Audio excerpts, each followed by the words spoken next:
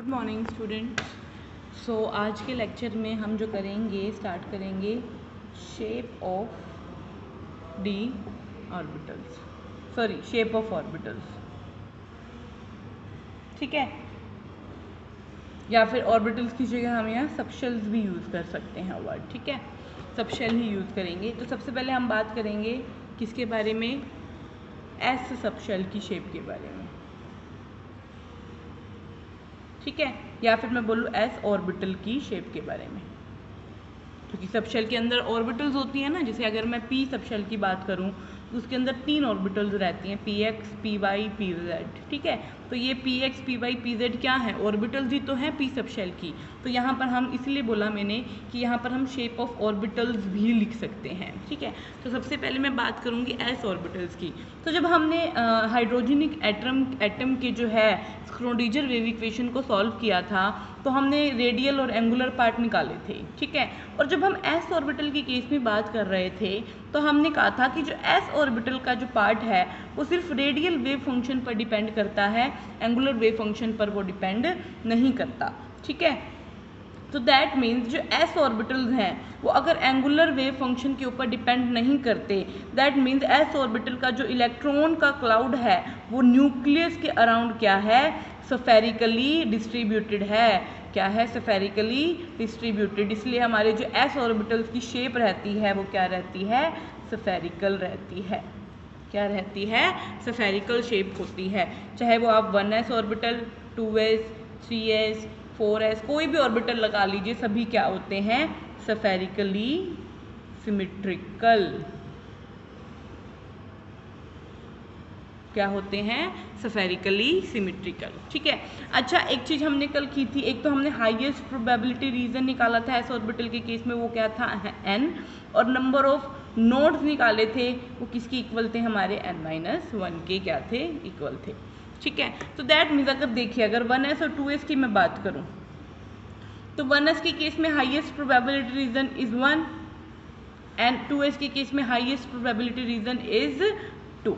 और यहाँ अगर मैं नंबर ऑफ नोड की बात करूँ तो इस केस में क्या है, number of node that is equal to 0, और 2s के केस में नंबर ऑफ नोड कितनी आएंगी, 2 - 1 इज इक्वल टू में 1। तो हम इसको कैसे रिप्रेजेंट करेंगे, तो 1s के केस में तो हम सिंपल एक हाईएस्ट प्रोबेबिलिटी रीजन क्या कर देंगे, एक सर्कल से क्या कर देंगे, शो कर देंगे। ठीक है, लेकिन 2s के केस में कितने हाईएस्ट प्रोबेबिलिटी के रीजन हैं, 2 हमारे क्या है, हाईएस्ट प्रोबेबिलिटी के क्या है, रीजन है। तो मान लीजिए न्यूक्लियस है, एक तो रीजन ये रहा हमारा हाईएस्ट प्रोबेबिलिटी का, और ये दूसरा बाहर वाला हमारा क्या है, ये क्या है, दूसरा रीजन हो गया हमारा हाईएस्ट प्रोबेबिलिटी का।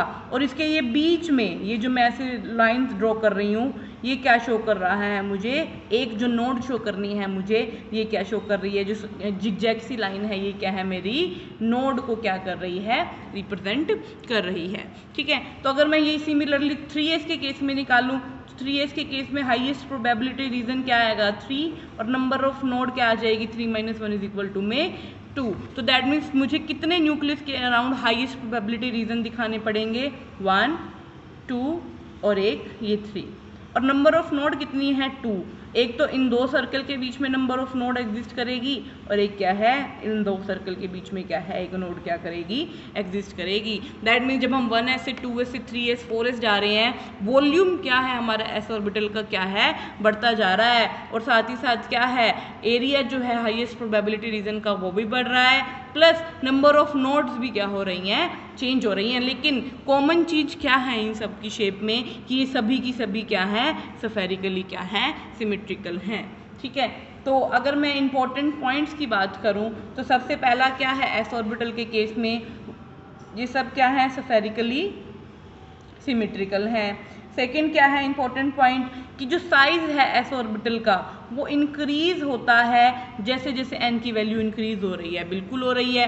ये 1s, ये 2s, ये 3s, 1s का साइज स्मॉल, 2s का और भी बड़ा, 3s का और भी बड़ा, ऐसे 4s 5s तक जब आप जाओगे तो साइज क्या होगा, कंटिन्यूसली इंक्रीज होता जाएगा जैसे जैसे n की वैल्यू बढ़ रही है। ठीक है, थर्ड क्या है, अगर हमें s ऑर्बिटल के केस में हाईएस्ट प्रोबेबिलिटी रीजन निकालना है तो हम कैसे निकालते हैं, n की वैल्यू से।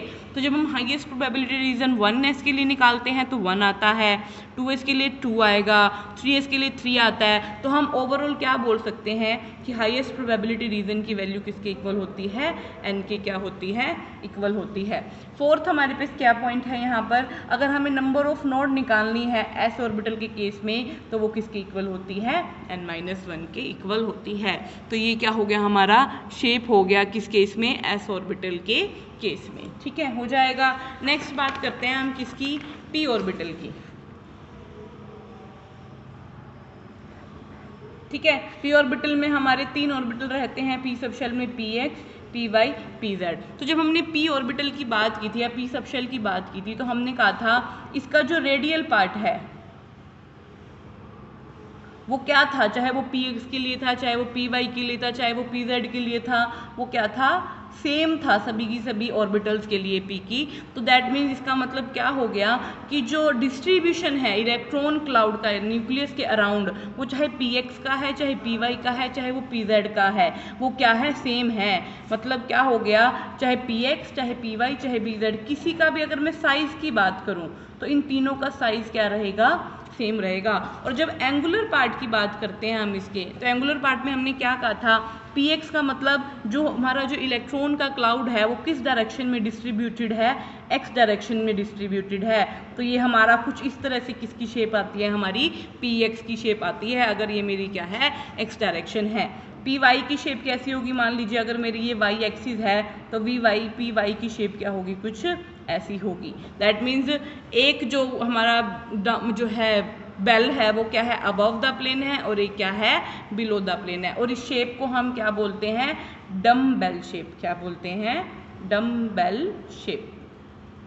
तो अगर एग्जाम में आए कि p ऑर्बिटल की शेप क्या होती है, that is dumbbell shape होती है। pz के केस में निकालनी है, मान लीजिए pz ऑर्बिटल है मेरी, तो ये क्या हो जाएगी मेरी, ये z अगर मेरे पास डायरेक्शन है तो ये क्या है, मेरी pz की क्या हो जाएगी, शेप हो जाएगी। ठीक है, और अगर मैं px, py, pz की m की वैल्यूज़ की बात करूँ तो हमारे पास पता है कि +1, 0 और -1 क्या होती है, इसकी मैग्नेटिक क्वांटम नंबर्स की क्या रहती हैं, वैल्यू रहती हैं। इसीलिए जब हम यहाँ 2l+1 करते हैं, l की वैल्यू 1 है तो कितनी ऑर्बिटल बनती है हमारे पास, p के केस में 3 ऑर्बिटल बनती हैं। और वो कौन कौन सी होती हैं, px, py, pz।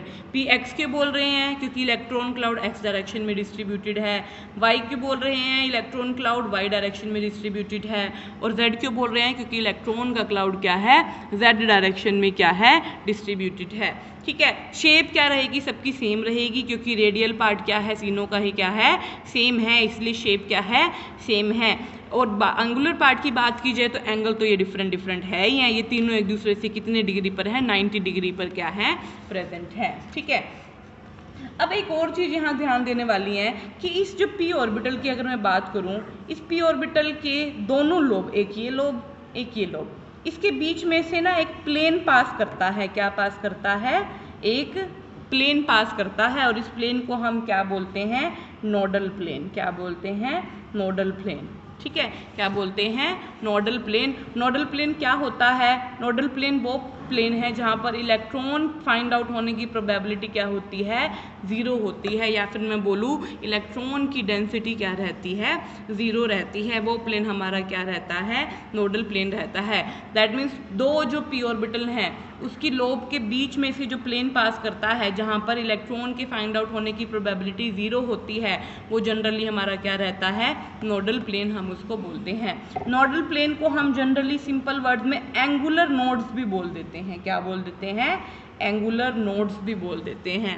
ठीक है, एक तो होता है रेडियल नोड, एक होता है एंगुलर नोड। तो ये नोडल प्लेन का जो सेकंड नेम है वो क्या है, एंगुलर नोड भी है। ठीक है, अगर मैं बात करूं चाहे आप 2p 3p 4p किसी की भी बात कीजिए, सारे की सारों की जो शेप रहेगी वो क्या रहेगी, डम्बल ही रहेगी। लेकिन डिफरेंस क्या आएगा, हमें अच्छे से पता है कि जो हाईएस्ट प्रोबेबिलिटी रीजन है और क्या होता है हमारा नोड होता है, वो किसके इक्वल होता है, पी ऑर्बिटल के केस में, इस केस में n-1 और नोड क्या होता है n-2 होता है। फॉर एग्जाम्पल अगर मैं 3p के केस में निकालती हूँ और 3p भी मैंने ले ली, 3px ले लिया मान लो, ठीक है, तो 3px के केस में कैसे निकलेगा बताइए आप, highest probability region is equal to में n-1 इज इक्वल टू में 2 आ गया हमारा हाईएस्ट प्रोबेबिलिटी का रीजन, और नोड कितनी आएगी इस केस में 3 - 2 इज इक्वल टू में 1 हमारे पास क्या आएगी, नोड आएगी। तो निकालिए आप, तो हाईएस्ट प्रोबेबिलिटी रीजन हमें दोनों साइड कितने दिखाने हैं, अब 2 दिखाने हैं, तो ये तो बीच में हमारा नोडल प्लेन हो गया,